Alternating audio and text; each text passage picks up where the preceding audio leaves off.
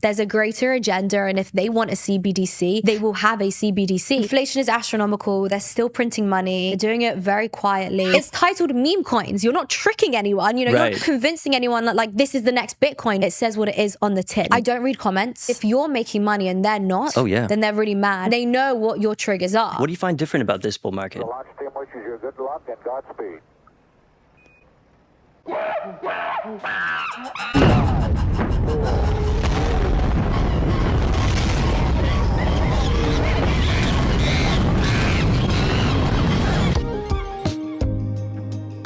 Space Monkeys blasting off with Layah Heilpern. She's a crypto author, speaker, and content creator. Layah, welcome to Space Monkeys. Jay, great to be here. Thanks so much for having me. And you nailed my name, by the way. Some people, yeah, you absolutely killed it. What do you get? What do you get? I get like Layla, or I get like Heilpern. It's the Heil. You nailed it. Where's that from? It sounds German, but it's not. We're just English. That's it. Yeah, just English. Great to be here. It's so funny. When I first joined the crypto scene, about this time in the halving cycle last year, you were one of the first faces that YouTube pushed to me. Right when I was like trying to figure out everything that was going on, I saw your channel, so it's really exciting to be here in front of you today. Yeah, it's crazy meeting people in real life. I think that's one of the beauty of doing what we do and creating content, because it's one thing being in crypto, but when you actually create the content, you get to move around, meet people, go to conferences. That's right. So yeah, it's amazing. It's great to see you. So this is your third cycle, right? That you've been a part of? It's actually my second. Well, can I say 2.5?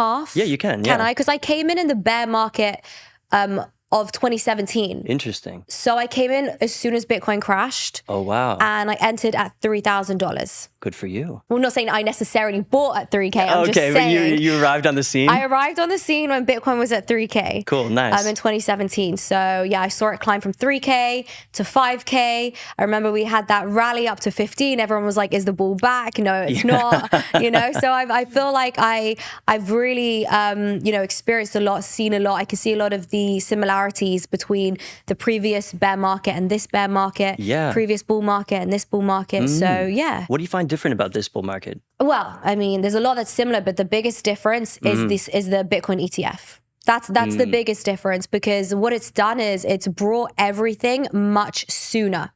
Never before have we hit all-time highs before a halving. Yeah. Never. Yeah. So it's the first time we've ever done that. And I think we are 6 months ahead of where we should be. It's put us in this really weird, awkward place, because nobody really knows whether to buy, to sell. We always seem to have that crash before the halving. Hasn't really happened yet. The halving's only like a couple weeks away. Yeah. That's the main difference. And the thing is, are we going to see that 50% crash that we usually see around the halving time? Not necessarily, because now BlackRock is in, all these major institutions are in. I'm sure they don't really want their clients' money to, crash 50%. So it's very, very different now. I wonder if the folks that we saw at the last cycle, I wonder if they're even in yet, or if this is just all the institutional money kind of bringing us up, just scooping up that Bitcoin right now. That's exactly what I think, because I know this sounds ridiculous, but you really understand the crypto market and where we're at by looking at sentiment online, by looking at Twitter sentiment. And it's not that bullish right now. No, it's not. No. There's no hype. It's not bullish. Nobody cares about Bitcoin. We're all just talking about meme coins, which is also a sign of a local top, right? Right. So to me, what's happening is the reason we're at all-time highs is because of all that institutional money coming in right now. Yeah. And retail has not entered, which is even more bullish, because if we can hit all-time highs just based off of institutional money before the halving, wait till retail FOMO's in. Bitcoin's going to go crazy. Yeah, I'm very excited about the next couple of years. What were you doing before you heard about Bitcoin? So I was working as a journalist. So I've always been really political, very passionate. I've always wanted to talk about things that matter. Sure. And I didn't really know what that looked like. All I could see, because I'd never heard of Bitcoin, I didn't really understand the financial system. The things that mattered was, voting, politics, elections, news. So that's what I was really focused on. And I always wanted to be on screen talking. Okay. And I was working as a journalist in London, and I was so cheeky. I said to my boss at the time, I was like, hey, listen, I'm going to be on screen one day. It'd be really great if you could, be part of my journey and help me get there. And he just wouldn't give me the opportunity, basically, because I was only 21. Okay. And there's a hierarchy. Of course. Right. Yeah. So you have to wait your turn. And, I was just looking for jobs searching around, I found a job in Malta to be an on-screen journalist for cryptocurrencies. And actually at the time, Malta was such a crypto and blockchain hub. Don't really believe it is anymore, but it was really innovating in regulations and things like that for crypto, creating a framework, which not a lot of countries had. This was even before Dubai was creating that regulatory framework. Yeah. So I moved to Malta, learned about crypto, wasn't very convinced, left, then decided to go back to traditional journalism with that on-screen experience behind me. Gotcha. Okay. And I started working for China's global TV network. And that was in Paris. So I lived in Paris. Okay. Wait for it. Lived in Paris. Yeah. Was providing America the European perspective on what is going on in Europe for China. Who paid the bills? China? Yes. Okay. So yeah, What? China. Yeah, I know. It's kinda, Okay. So CGTN is the channel. Yeah. They air across the United States. Interesting. Yeah. I don't even know if they air within China. Probably not. I see. Right? I see. Okay. Probably not. So it was China's perspective on what's going on in Europe for America. Oh, what did that look like? What was that perspective? Yeah, Was it slanty? Completely. Okay, So really? you know the phone Huobi? They're Chinese, right? Not Huobi. Oh, yeah. That's the crypto exchange. What's the Huawei, Thank yeah. you. So Huawei were banned. I think Huawei's still banned in America. I could be wrong, but Huawei's banned in America, and they weren't quite banned in Europe at the time. But Europe were talking about banning it. So I was covering a Huawei event in Paris, and all the Chinese were around us. Yeah. And as I was interviewing the founder, the CEO, or whoever he was at the time, eyes were on me, making sure that I was saying the correct thing, asking the correct questions. And actually, I was told by my boss that this needs to be a fluff piece. Yeah. So I can't ask, why were you banned in America? Are you afraid that you could be banned here in Europe? What are you doing to make sure that you don't get banned in the future? Wow. Are the claims against you true? No. It was more just like, oh, so like you're rolling out 5G. Isn't that exciting? So it was actually, the narrative was very skewed. How did that make you feel? Kind of being shackled like that? Yeah. Weird. Yeah, right. Because, I was working more directly with Americans and journalists hold themselves to this extremely high moral standard, which is, we are the gatekeepers of truth. We mediate between the government and the people. We are the truth speakers. Right. And Americans are particularly like that. Yeah. And being then told by those same people that, oh yeah, this is just going to be a fluff piece was really mind-blowing. It kind of showed me that actually money speaks. Who's paying their bills? China. Yeah. So when China's paying the bills, the ethics of our journalism declines. What do you think about the ethics of journalism right now? I'm over it. And You are? Yeah, that's one of the things I love about crypto. And that's why I love the transition that I made into crypto. Yeah. Because I don't have to deal with mainstream media and traditional journalism and all the BS behind that. Because there's narratives, as I just described, money talks. They all have their own agenda. When I was working, I used to work for London Live, which was like a local London TV channel. And I used to put the TV packages together and I was in control of the narrative. Ooh. And let me tell you, there was an Israel-Palestine protest going on in London. And I got to choose which pictures go up. I get to choose to show which side is violent, which side can be the victim. And I really felt like I had a power to manipulate the narrative. It's a huge responsibility. Yeah. Yeah. So you fell back into crypto after this?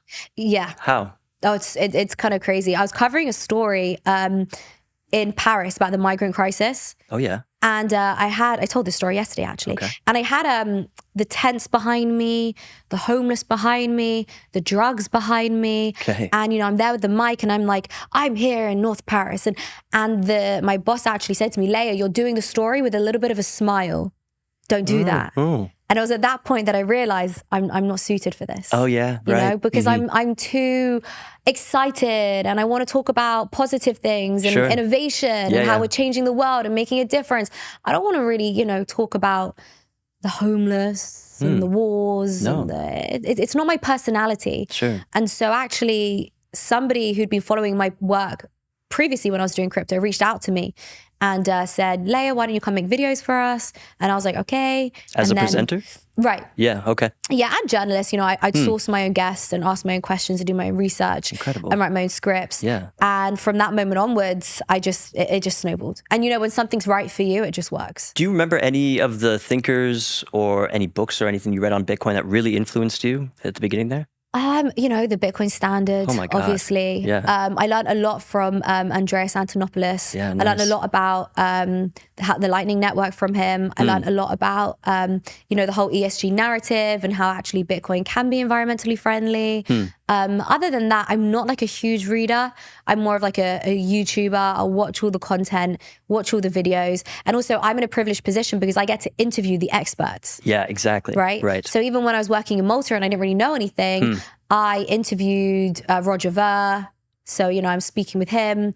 I interviewed, at the time, he had a very good reputation. I interviewed Alex Mashinsky, before he took everyone's money. That was sad. Yeah. I interviewed a lot of different people. So I got to learn directly from the experts, which was also really helpful. You did write a book, though, Undressing Bitcoin? Undressing Bitcoin, What was that all about? Who was that for?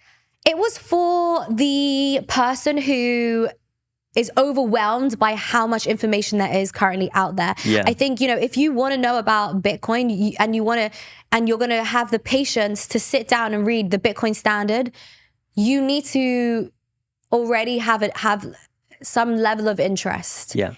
Because it requires patience. Ah, okay. So I wanted to write a book for somebody who wants a quick, easy, digestible, concise answer as to what is Bitcoin, how do I use it, how does it work, My friends, people who are interested, but they just don't have the patience to sit and read, or they're not even interested enough to dedicate the next few months to just reading a book about Bitcoin, Sure. So it's supposed to be a really easy, concise guide for new people that want to get into Bitcoin. And did you find that opened up any doors as far as the Layah Heilpern show went? Yeah, I mean, of course, when you say like, oh, you're an author, you're this, That's you're impressive. that. Right. Yeah. People definitely receive it quite well. So it definitely opened up doors in that regard. But no, it was great. I loved doing it. It was very stressful. I wrote the whole book in a year and then rewrote it in a few weeks. Oh yeah. It's one of those last minute, like, I hate everything. Take it out, rip it all apart. So yeah, that was fun.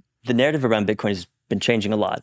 When we were talking earlier about how this cycle is a little bit different, I think the Bitcoin maxis are different. There's maybe a divide within that culture. Some of them are going into the inscriptions and the ordinals, BRC20 tokens. What's your view on this? Because I understood that your audience was really kind of heavy in Bitcoin, but you're also branching out a little bit more as well. Yeah. What's that about? So I'm very, like I said originally, I'm very political and I'm very pro-freedom. I'm a libertarian, I'm quite anti-government. Well, more skeptical of government. I believe in small government.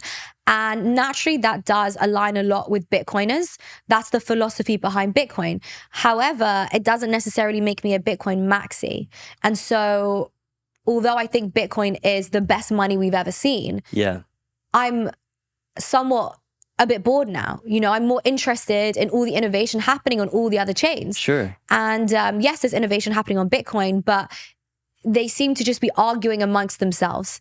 Nothing seems to really be getting done. I'm not that fascinated by ordinals, to be honest. There is a lot of controversy around that. And I think the market should do what it wants. I believe in the free market. And I think if Bitcoiners want ordinals, then so be it. But it's funny because although I'm very pro-free market, I also understand where the Bitcoin maxis are coming from. Although I don't align with them, I understand where they're coming from because the beauty of Bitcoin is its predictability and its reliability. And by, upgrading the network, changing the network, soft forks or whatever it is, it loses that predictability. Yeah. And that is the point of Bitcoin. That was its strength. Right. Or is. That was, it still is its strength to an extent, but that was, its unique selling point amongst all the other cryptos out there, the reliability and the predictability. So I do understand where Bitcoin maxis are coming from. However, this tribalism, and it's kind of pathetic at the end of the day, So well said. I think it's quite pathetic. Can you explain to us a little bit? You said soft fork in there. So there was a recent upgrade to Bitcoin or what can you tell us about that? So Taproot was the upgrade to Bitcoin. I think it happened maybe 18 months ago, maybe 2 years ago now. And actually, it's funny because all the Bitcoin maxis were extremely excited. It was supposed to help Bitcoin security, privacy, whatever it is, anonymity. But those very same maxis that was supporting Taproot are now angry about Taproot because Taproot allowed the infrastructure for ordinals to be built. And they don't like ordinals because ordinals is creating congestion on the network. People are just spamming the network with arguably crap, like JPEGs, inscriptions that are just unnecessary. And that does affect the network. It makes it congested. And so the point of Bitcoin is to help those who are unbanked, in these third world countries, keep the costs really low. But if you're just spamming the network with crap, then you can't really help those in those third world countries who want to use Bitcoin as a secure payments network. So I understand where they're coming from. However, it's just kind of funny. It's like, you promoted something and now it's having an adverse effect. It's kind of like you made your bed, you should lie in it. Right. So are the dudes arguing? How do they feel about you covering other stuff besides? You were doing Ethereum a bit as well, but now you've really branched out. How do they feel about that? Oh, do they have something to say about it? They hate me for it, but I don't mind. You have to do what you want to do at the end of the day. And meme coins right now have been exploding, and I'm so fascinated by meme coins. People are raising. Let's take Slurf for example. There's another project that I know called Poon. Poon, for example, raised $5 million in 6.5 hours. Where else, in what other industry are you going to raise $5 million in 6.5 hours? If Wall Street was to do that, it would take them years because of all the bureaucracy, red tape, compliance, it would take them years. And so I'm so fascinated by that. And at the same time, I think meme coins create community. They're fun. They're exciting. You can turn $500 into $500,000 overnight. It's good fun. And at the same time, it's titled meme coins. You're not tricking anyone. You're not convincing anyone that this is the next Bitcoin. It says meme coin. And so what you're getting into is what I'm saying. And so it's acceptable to promote something like that because it says what it is on the tin. Totally. And I think because it's so exciting, because people can raise so much money so quickly, because you can make so much money so quickly, I believe meme coins are the gateway drug to the rest of crypto. That's right. Because it brings people in. I know so many people that got into meme coins because of Doge, right? Back in the previous cycle. And now they're past meme coins and actually they own Bitcoin. Sure. They're experimenting with DeFi. They're staking, they're making money, they're getting involved in airdrops, and they're actually very much now involved and integrated into the entire crypto ecosystem because of the meme coin. That was their gateway drug. Elon Musk talking about meme coins on Saturday Night Live. It really brought a whole new audience in. And although I love Bitcoin and although I see Bitcoin as superior money, it's the safety net, it's the store of value, whatever it is, people don't care. People will always pick convenience, fun, entertainment over security, freedom, privacy. They don't care about that stuff until they need it. And right now, the West is a good 10, 15, even 20 years away from needing it in a way that other third world countries need Bitcoin. That's right. So people in the West, how do you guide them if they want to get into meme coins? Do you have any advice to, keep them from losing all their money at once? Right. Not financial advice, but any tips and guides for people? Well, firstly, understand that a meme coin is what it says it is on the tin. That's right. It's a meme coin, so be prepared to lose. Right. Understand that there's not really any utility here other than potentially making a lot of money overnight. Or you could be the joke. Or you could be the joke, right? If you don't make a lot of money overnight. I would say if you have a lot of spare capital, throw $50 at several different meme coins. Yeah.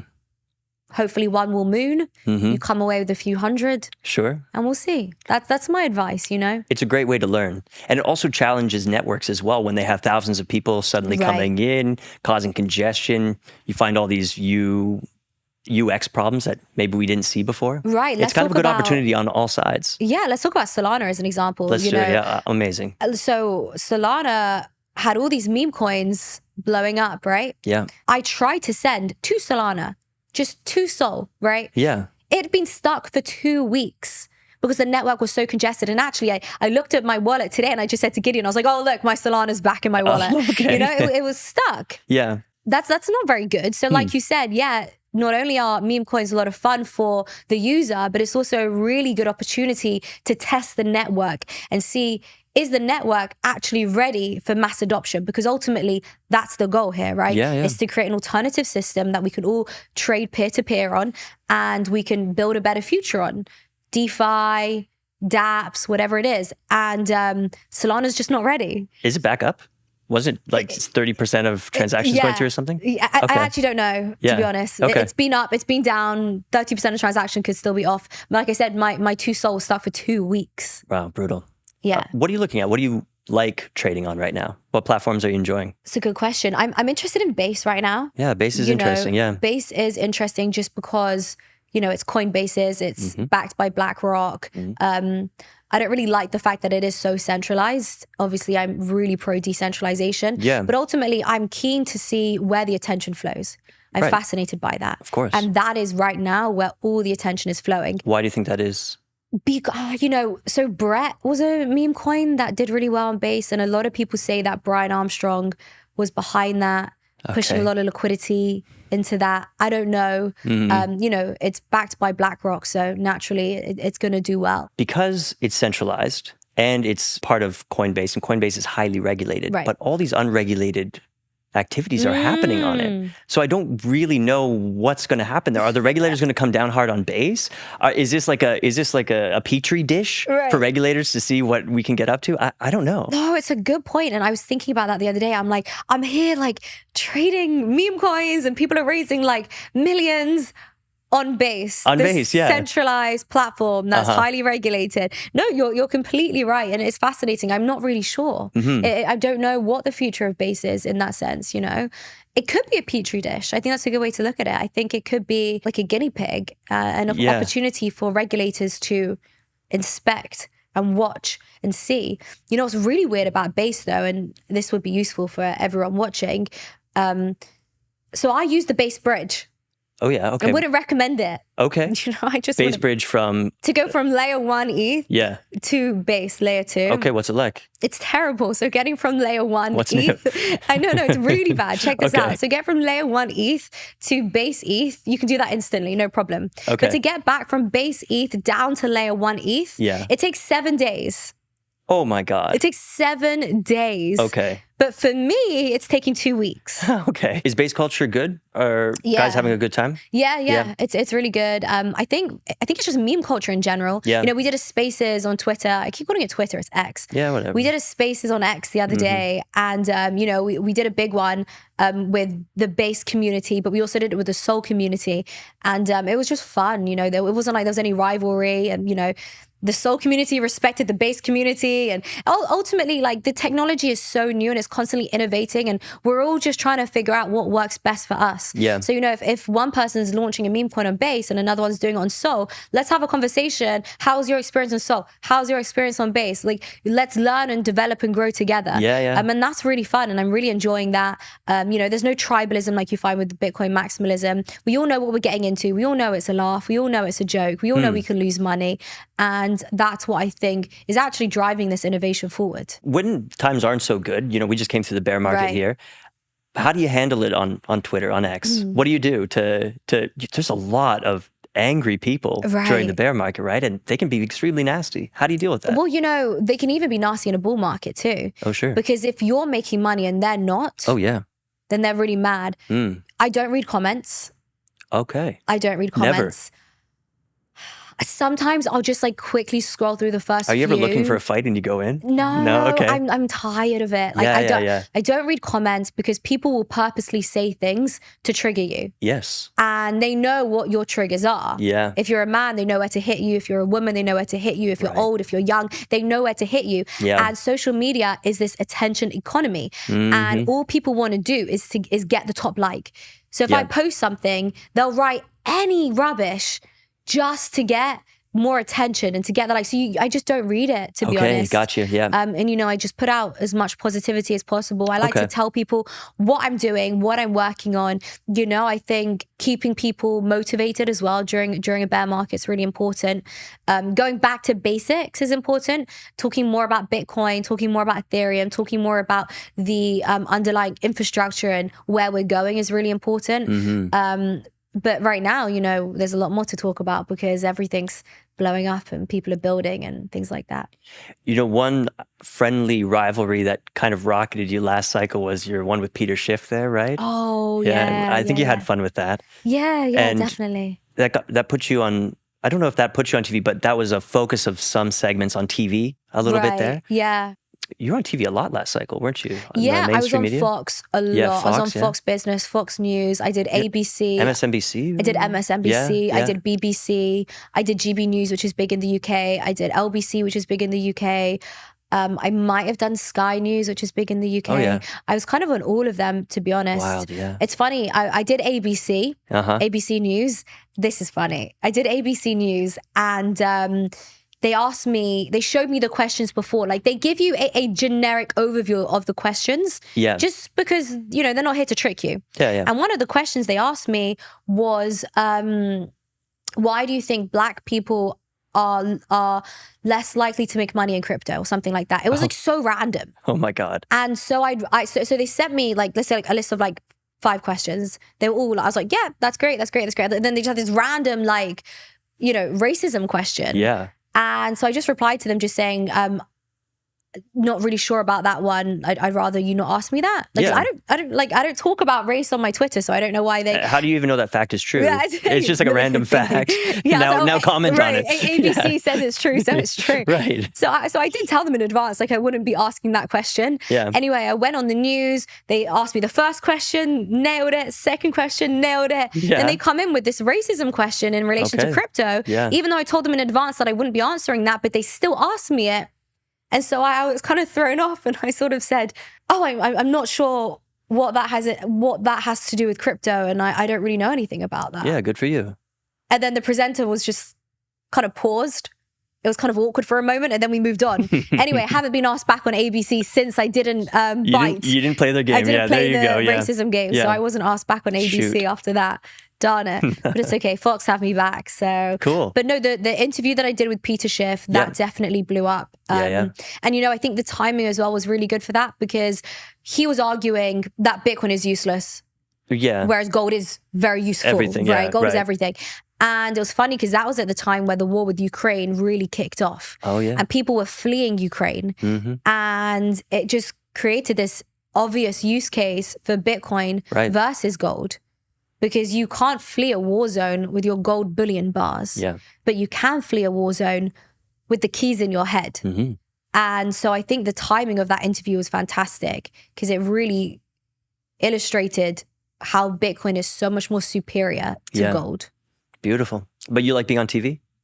Yeah. It's a bit stressful though. Is it? What is? Because, you know, because sometimes they give you the questions and sometimes they don't. With the Peter Schiff interview, they told me nothing. Okay. And actually I was at my mum and dad's house in England and I was just eating dinner at 7 p.m. and I was like, oh, I'm on in like 30 minutes. They're like, what are you talking about? I was like, I don't know. Bitcoin versus gold. Yeah. So it's quite stressful. And, you know, especially American TV, because American TV is very passionate. Yeah. You got to be sharp. You got to be quick. Mm-hmm. You got to be very forthcoming very quickly. Yeah. That's how Americans are. So you want to just get the words off your tongue as fast as possible. You want to have the vocabulary at the tip of your tongue. Wow, yeah. So American TV is a lot more, maybe competitive is the word, than British TV. What's the story that you think American TV or mainstream media is after when they have you on? What are they looking to understand about crypto? I think when they have me on personally, they want to portray a narrative that crypto isn't just for the nerd white boy. Yeah. Basically. They want to be like, look, there's young, charismatic, feminine women in crypto. I think they want to show a more inclusive narrative. You know, when they have me on, I think they want to show that it's exciting for young people. That's what a lot of these channels are doing right now. You know, they'll have a lot of young women speaking passionately about this technology to help, I guess, promote the technology in a way and show it in a different light. Yeah. Show that it's exciting, it's appealing, it's trendy, it's cool, and it can be relatable. They do seem very positive about it. In fact, some of the politicians who are trying to rile up their base being anti-crypto, they kind of get a bad story. Right, right. Yeah. It's funny because that's very true. I think I think that's something citizens have to actually be very careful of when they're voting. Yeah. I think politicians are going to use Bitcoin as an election issue. And they're going to be very pro-Bitcoin just to win votes. And that's actually what Eric Adams did, the mayor of New York. Yes, I remember. I was excited about him because of this. So Eric Adams, the mayor of New York, was extremely pro-Bitcoin before he got in and actually used that to get more votes. He comes in, he bans Bitcoin mining in New York. And so that's something people have to be very wary of. You know, let's take RFK as an example. I actually bumped into RFK in the gym the other day, which was crazy. I told him, went up to him, I was like, love everything you're doing about Bitcoin, love what you're saying about vaccines and all this stuff. Anyway, RFK definitely riled up a base around Bitcoin. Yeah. And no, I believe his narrative, you know, I think he's true to it, but it's something that I would tell voters to be wary of. People will say they're very pro-Bitcoin. They'll come in and actually implement anti-Bitcoin policies. Sure. Or another one I hear is I'm against CBDCs. Right. But the machinery is already rolling. You know, these are already coming. So I don't really believe it when I hear that either. Yeah. What's his name? It's just lost me. Senator Ted Cruz? Yeah, I think so, yeah. Yeah, so he's been very pro-Bitcoin, anti-CBDCs.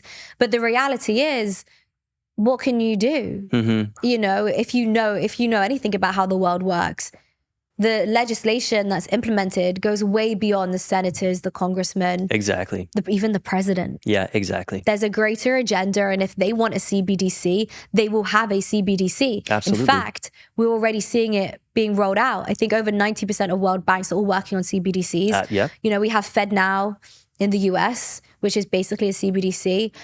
You know, I also think a CBDC won't necessarily be implemented in the way that we think, which is, okay, guys, today we are now using the digital dollar. We're all going to convert our money. No, it's not going to be as on the nose and as direct as that. Okay. No form of communism or authoritarianism or control is ever as on the nose as that. It will swoop in. Ooh. And I think it will swoop in the form of USDC. Yes. Yeah. You know? Yeah, it seems like it. Because Ethereum is extremely centralized. Yeah. BlackRock are getting in. Yeah. And the network can be programmed. These coins can be programmed. We've already seen how, I think it was the DOJ was able to freeze several USDT and USDC addresses with hundreds of thousands of dollars inside. Yeah. So the network is subject to being programmed. And we're already using stablecoins. So why roll out something else? Why not just use something which people are already using and actually people are enjoying using? Yeah. So that to me, I think you're right about that. Is how the CBDC comes. Do you think there is any hope in the technology that we report on? Do you think? Yeah, of course. Yeah, really. It's not just that's not just a fluffy story to sell a meme. No, I think, you know, if you see how much money people are making, like that's very real. Okay. You know, the average person in a third world country can actually make hundreds of thousands. Like that's very real. Yeah. And it's not just meme coins. It's also the way blockchain technology opens up the global economy. Yeah. You know, like I work with people in Pakistan. I work with people in all parts of the world, pay them very good money. Yeah, right. And that's an opportunity that they didn't have before. And that's because of crypto, and I can pay them in crypto. You know, good luck paying them, especially with the American banking system, which is so old-fashioned and outdated. Right. Of course. PayPal's a nightmare as well. PayPal blocks your funds. You know, I had my funds held on PayPal for a while, so it's very difficult. So crypto really is an incredible way to make a lot of money, put people on the financial map, open up global opportunity. So that's very real. And as well as that, you have to understand how hard governments are coming down on Bitcoin. Even how hard governments came down on El Salvador. That's an indication of, yeah, they do see this as a legitimate threat. You know, El Salvador is doing absolutely incredible. They made Bitcoin legal tender. They have an average buying price of Bitcoin at around, I think, late $30,000, I think, maybe $40,000. Wow. The IMF, World Banks, America, they threatened El Salvador. They were threatening them with sanctions, restrictions, and all sorts of things. They ignored it, and now they're much better off for it. Yeah. You know, the country's in the green. I think a lot of people in the West don't realize how important this technology is to other nations. I was in Argentina a year and a half ago, and this was before the change of government. But while I was there for 12 days. The currency against the US dollar doubled while I was there in 12 days. And what they had on the street, they had a different rate for the peso than they did in the banks, right? And how would you get that peso? You'd give USDT to somebody, and a person on a motorbike would show up with a big stack of pesos, cheaper than you could get at the bank. But this is how their economy is running. That's crazy. Yeah. And when an economy collapses, we have this technology there for people. That's fascinating. It was interesting you said US is 10, 15 years away from really needing this. That's a bold statement, but maybe it's not too far off. Yeah, I mean, so let me elaborate on that a little more, because some people could say, no, we need it now. Inflation is crazy. And that is true. Look, in terms of a safe haven, we need that now. Yeah. Right? Inflation is astronomical. They're still printing money. They're doing it very quietly. We do need Bitcoin as a hedge against inflation. I stand by that 100%. Year on year, Bitcoin makes higher lows, right? Yeah. As you look at the chart, you zoom out, it's up and to the right. It's a great hedge against inflation. Yeah. But in terms of like the dollar collapsing and, the $50 in your hand turning to toilet paper, right? Yeah. Like you see in Venezuela. We're 50 years away from that. Yeah. In terms of the actual infrastructure of the banking system here, it's dreadful. It's so fascinating to me. I actually can't believe it. In the UK, if I want to send you money, I need your account number, sort code, send it, faster payments. It takes seconds. Brilliant. In the US, you have to do a wire and it's difficult. Okay. It's so difficult. I pay people with Zelle. That's great, Zelle, but not everybody has Zelle. Not everybody has This Venmo. is a payment app? Yeah, it's like a third-party app. Okay. Not everyone has Cash App. Not everybody has Venmo. Yeah. Like, why can't I just do a bank-to-bank transfer like that? Hey, while we're bragging, in Canada, all I need is your phone number. Oh, that's it? Yeah, it's nice. That's good, Or that's email, good. yeah. But is that using a third party, or is that actually It's bank-to-bank? using our Interact debit service, our nationwide debit service. I see. Okay, so I think it's similar in the UK. Yeah, nice. But it's crazy. How is America I don't know. so behind?